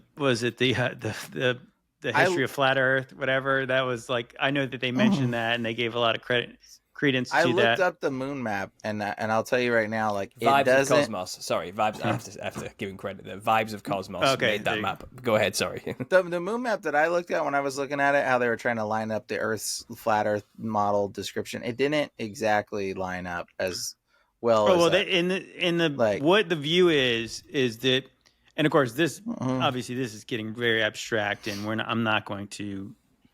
This is not my hill to die on. But what some people say is that there's like a continent in our realm that's no longer visible. They were saying it's almost like a photographic projection of the Earth at one point. So that might be a little bit like, but it is an interesting idea of like what's on the moon and the way that it moves and all that kind of stuff. So some people say that was a continent that's likely under the sea now. Yeah, like Lemuria, or Lemuria, Atlantis, for example. It's that kind of mythos, and it's like it's a snapshot of what once was the Earth at some point, and that's now in the moon for some reason. It's a little bit nebulous, but it's a great idea and concept. You know, I think that the moon map to me is like that's probably the least convincing part of it. I think to me is like it's the Prague clock. Then I'm like, that is what I think that's what it's showing, right? It does show that, and it makes sense too, because it's showing the zodiac and it's showing the way that it moves, and even the way that we're taught the zodiac moves and how like the precession of the zodiac, it changes. So I don't think he actually mentioned it in the video, but I know we mentioned it on the podcast. Science is saying the poles are changing, and so like if you think that the poles are changing because there is this electromagnetic field here, and that's what the sun is moving on, and that's what's causing the circuit of the sun to move. I think it's fascinating, the whole concept of it. It just, I mean, it makes sense to me. It makes sense to me that that the Earth is huge. The Earth is as big as the heavens above it. Well, I was just thinking, we have these images of Mars, don't we, from NASA? And they show like these, like the face in Mars. Have you seen that one before? From like an aerial view, it looks like a face's profile in the shadows, and monuments there and stuff like this, and shadows coming like off things that are clearly tall that shouldn't be there. And it's kind of, there was this ancient civilization on Mars in the past. Ancient Aliens, I'm sure, has gone over this. Had their own special episode. But are we perhaps looking at footage of these other realms on Earth? And they're just telling us it's on this sphere on a red ball somewhere millions of years away, you know what I mean, light years away. But really, it's actually just over the wall over there. And we're like sending balloons over or something, I don't know. And they're just like taking pictures of whatever they can. It's kind of like our satellites have captured images of Mars. And it's kind of, they're showing these landscapes, which we can't equate to anywhere on Earth, really. these are alien landscapes to us. They're showing us images of, But what if they've just sphered it onto a ball, mapped it onto a ball, and said it's a planet somewhere in space. But and Mars rover is not in the desert somewhere in America. It's actually roaming around these places, trying to find out what it can see and what's going on. You know what I mean? And it's kind of for sure. Yeah. I think that actually I know on some of those, like I think one of the maps that shows like the multiple ice rings. I'm pretty sure if you actually go look at some of those maps like that, they actually show places that are called Mars and Venus and different islands of the place or continents that are called that. I mean, that's strange. It is funny because to think about it, it's like kind of like they're not really totally lying to us, which actually kind of fits the bill of how they kind of do it. They kind of tell you the truth, but but it's not the full truth. It's the rockets they send out never go straight up. They always curve and go over somewhere. Where they go? So maybe they're just curving over and landing over the wall. Yeah, that's exactly what I'm saying. The funniest thing is like that. One of the first moments where I was like, I think the Earth's flat, is that we had in my hometown. So there's this place that's probably about 30 miles as far as the crow flies. How does the one guy Gunner say it? The crow flies. As the crow flies. Yeah. From here, called Wallops Island, and they shoot rockets up from here. Well, there was one night where everybody was sending me videos of this rocket going across the sky. And it looked really low from here, like really low. And so that was my natural reaction. It's like, oh, they must have fired one up from really close from here. And then I found out it came from California, supposedly. And I was like, why is it in Virginia? And so they were saying, oh, but it was really high. I was like, but it was really big. So if it was that big and it was really that high, it would be like, I don't know how big it would be. But I mean, the point was, I was like, why would it ever have to come here to go to space? Because I know it wasn't in space because it's as big as looked as big as the moon. It's a vast distance from California to Virginia, you know what I'm saying? So at that point, I was kind of thinking like, it's clearly going across. It didn't just go straight up into space. And that's the moment I was just like, I don't know exactly what that means, but I know there's got to be more than I told. Because my brother and his wife were like in their hot tub, and they said it was as low as a helicopter. That's what it looked like to them. But we're told this thing launched from California to go into outer space. Maybe it was aiming for the middle of the Atlantic so they can get rid of it. And it was just making That's what I think it is. They downward arc going over Virginia, and that was it. It still seemed like a weird way to go, obviously. But yeah, but I do think it's interesting to think like that maybe there is. They want you to believe in partial deceptions, but maybe they really don't want you to get to the full truth. Well, they've got to be doing something with all these rockets, right? It's a huge show. They're doing the money's going into this. They're using that money to build things that they're firing into the sky. It's not like a complete deception. They're doing something.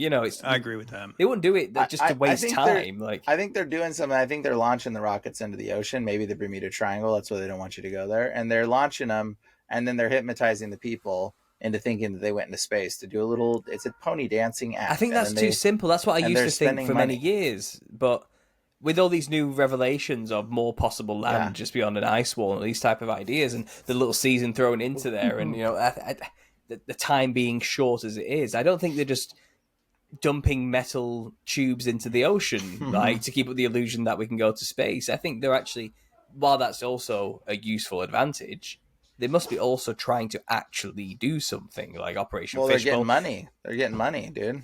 But they're spending the money and building on rockets. They're wasting on Not nothing. really, you know what I mean? They could take money without doing all the things. Their buddy owns a metal company, and their other buddy owns a satellites and stuff. Yeah, but their buddy owns like a fuel company and a metal, so they're just making money. They're pocketing money and selling their product. I don't discount that too, but I do. I think I do think that this could be both. It could be both. It could be to some degree. Be something like that. I have said this. Well, you guys saw the Mars rover that's in Greenland. Greenland. Yeah, the Mars rover. Well, I know that people say that, but I guess the point is like what Paul's saying is like right now. That maybe that's the double lie that it's like it could be Greenland because you could see vistas. I've even commented when we went to Nevada and we went to different parks in like Utah. if somebody told me I was on Mars when I was a kid, we just dropped you off on Mars, I'd believe it because those places look so alien to the normal Earth. But I was saying like that in the view of like when people do say like, well, why would they lie about the shape of the Earth? I really do believe that's the best reason you could ever come up with of why they would lie. I mean, obviously, the first reason most people would say is like to deny God, to deny the idea of a creator. Because if you know you lived under a dome, you would have no doubt that somebody put that there. But two, yeah, what if like they don't want you to know when you are and where you are. And I think if you don't know where you are, it's like, yeah, the idea that what if the New Jerusalem could be someplace here that you literally could go to if you could possibly have the means. I'm not saying you could get into the city because I don't think that we'd be allowed to go in. I don't think you'd want to try to go in without being invited. Like you could get to a place where you could actually even see it from this plane. Maybe like I said, it makes sense that maybe that is what they would try to hide if it was. Well, the space model also implies like, oh, there's nothing left to explore. We've already discovered it all, and we've mapped it all out on this sphere, this limited, finite space. There's nothing else to map out on the Earth. It's all there accounted for. Don't bother looking for anything else, And it's a similar thing we do with our history. We have all of our history documented. We know everything that happened in the past. Don't bother go looking for any evidence of anything else. We've already mapped it out. We've got all the apostolic successions and the historians. We know exactly what went on, There's nothing that really... All we're just going to do is keep retelling the same stories now forever and building new things for the future. And I think it's the same with the Earth. It's kind of... like I say, it's like a fourfold. It has many advantages for keeping up this illusion. While they're busy... trying to figure out how do we get to these other lands quickly and get out of here before judgment comes, basically. But we're just think it's all already discovered. It's all already sorted out. It's all done. I'm just going to go to work, pay my taxes. Yeah, it's the Truman Show. It's the Truman Show. It's like that. You can't go across there. There's nothing there. It's just ice. It's just ice and snow. You just come around to the other side. You'd end up in Canada. Yeah, you don't even bother. It'd be really treacherous trip, and you can't make it. But in this kind of view, it's like maybe that's literally the lie they're trying to keep up is that we even, like I said, we go back to this. We probably need to close now, but the Admiral Byrd famously, and then I'm not even going to get into his journal because I think I'm going to just come out and say it. I think that the journal was a psyop. I think the diary with all the crazy stuff in it, I think that's the psyop because what he actually said on TV, sounding very sober, a very serious man, they asked him, are there more places to explore for like the young people that have not been explored? And he very plainly just said, there is a place beyond the South Pole that's larger than North America or America that has not been explored. Nobody's seen and has vast resources. And I was like, I think that is why they put out the journal that is crazy. So everyone's focusing on all the weird stuff. Now, what does that even mean that there's a place beyond the South Pole? Doesn't make any sense on a globe model when you say something like that, does it? No. You mean on the other side from like South America? Well, it's probably the tip of Africa, right, or something. Yeah, right. What does it mean? A place beyond the South Pole, right? Beyond that's the what South I'm saying. Pole, yeah. It does not make sense on a globe model because like just go the other way. You get to the other side of it, you'll be able to explore it, right? Like you just go around it. Unless we would have already explored it as well. Is what another point. Because we know what's there. It's just it's a circle. It's a sphere. We know what's on the other side of the South Pole. But if the South Pole is all around us, it could be any direction he was talking about. Then when you think, about it. Exactly. But he says that, and I think that is really like. So my question is, I got a practical question. So did they ever explore that land he was talking about? And if so, what did they find? Maybe the ice wall is what's keeping us from the kingdom. Well, that's what I was saying. It's possible that that has something to do with it. I do think it's weird. And I always bring up the not Lord of the Rings, but Game of Thrones. Game of Thrones has that weird part where it's like they have this ice wall that they're protecting that's to the north, and then there's this army of the dead that's like literally a zombie army zombie giants, zombie dragons, demonic looking the Night King and all that stuff coming to destroy humanity. I do think that that is a vision of what they believe like Gog Magog is supposed to be. Mm-hmm. This undead army that's innumerable of the sands of the sea. If you're the Christians, you can't die. Christians are undead, right? This is like the Christians I do think it is a view of the evil side, because I think it's they're clearly showing like this is just evil, just coming to destroy humans. And I think what if it's like the holy city Jerusalem people coming? I do think actually and I they're think the undead. If I'm going to go movies, wait a minute. Doesn't the Ice King go down, kill people, and then resurrect them? Isn't that what he does? He does. Shoot! He actually does do that. And he makes a good point of it. He raises his arms slowly, doesn't he, like Jesus in the cross position, and all the people rise from the dead. And his endless army of killing people and then reviving them just keeps going further and further south. Maybe that's literally just trying to paint Christ. That's what I'm saying. Literally, everyone dies, and he resurrects them to have new life again. That's Christ, isn't it? But it's just the evil, satanic inversion, nasty guy version. You know what? I think that he might be turned to the Night King on a tree too. Oh, even more. Yeah. I think that might actually. I have to look into that. So it's a Gnostic inversion of the truth of Christ, basically. That actually makes more sense. That actually makes more sense too. That they would be telling us like a partial But I do truth. also think there is a horde of some kind, the Nephilim horde, the Gog Magog horde, that will surround the camp of saints. It's an army, the number of the sands of the sea. So it's a bit of everything. It's a bit of everything. Well, the other inversion that I've said that I've seen is, if you guys are familiar with the Star Trek movies, they got that threat of the Borg. And the Borg lives in this cube. It's like massive. And you think about like New Jerusalem being like the dimensions are cube-like. And they literally try to simulate people into like this, basically this undead nature of like robotic and. But yeah, they're resistance is futile. Yeah, exactly. I really do believe that is that vision of like this threat to our individualities of like who I am as a special person. And then whoever gets converted is just this drone, and they have like this hive mind.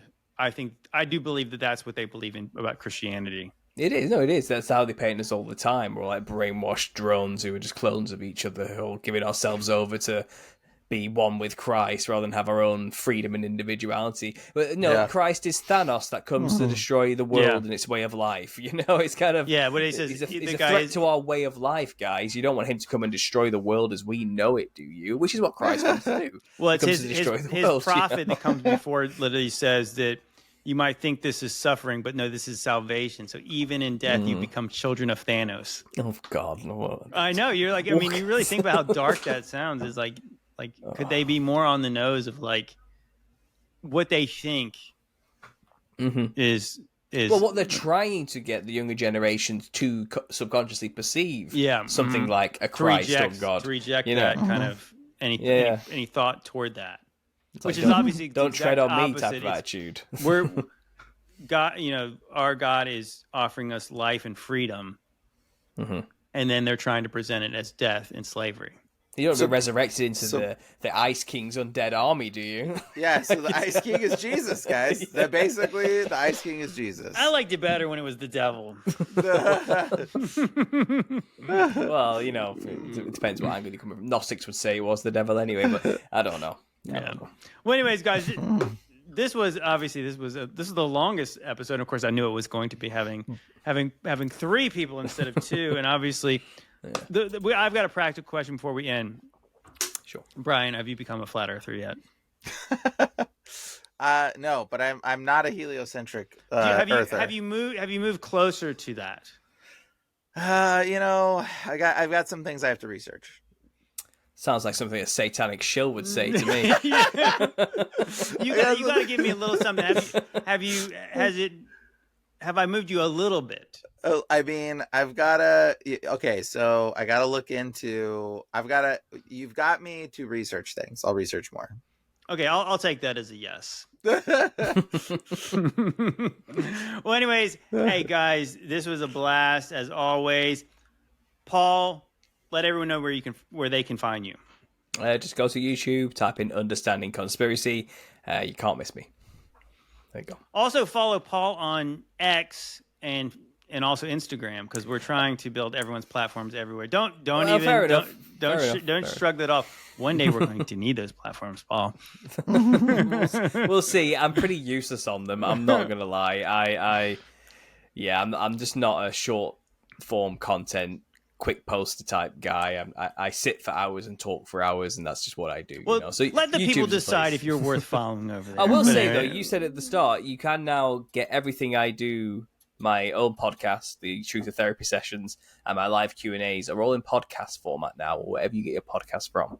So you can go find me on podcasts. Excellent. So you can find Paul on Spotify and Apple as well now. Yeah, that's right. Nice. Just type in the Truth of Therapy sessions, and you will find me there. That's it. Also on Rumble. Awesome.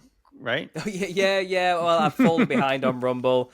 It's you try and make these backups. I'm on Odyssey, but that's automatic. YouTube just does that automatically. But you can't do that with Rumble, because then YouTube finds out if you've been linked to Rumble. If you're cheating on YouTube. Yeah. If you link your accounts, so all your videos automatically go to Rumble, YouTube like penalize you for it, and they start like limiting your videos and like just shut you down because like you're cheating on us with another platform type of thing. You know, they want exclusivity, don't they? And it's kind of I get it. I get it. So I'm doing the slow process of doing every single video individually myself without the link. Yeah, I do that. I got halfway through like 500 videos. I've just given up. I can't I can't waste any more time. So go to Rumble if you want, but you're not going to get anything new on there for a while. I'm going to say that. All right, you sold it well, Paul. Yeah. Well, anyways, sure Paul, appreciate you having you here, and also Demon Racers has something to promote.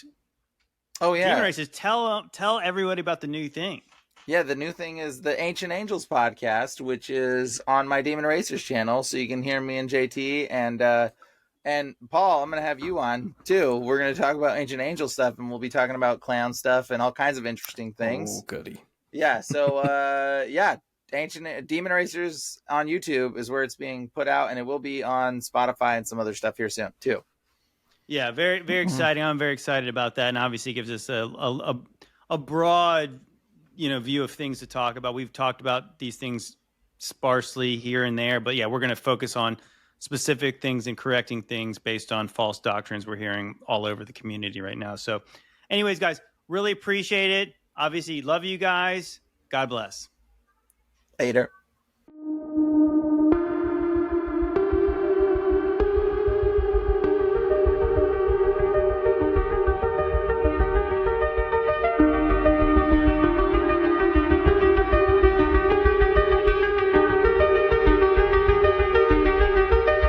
Come closer, my child.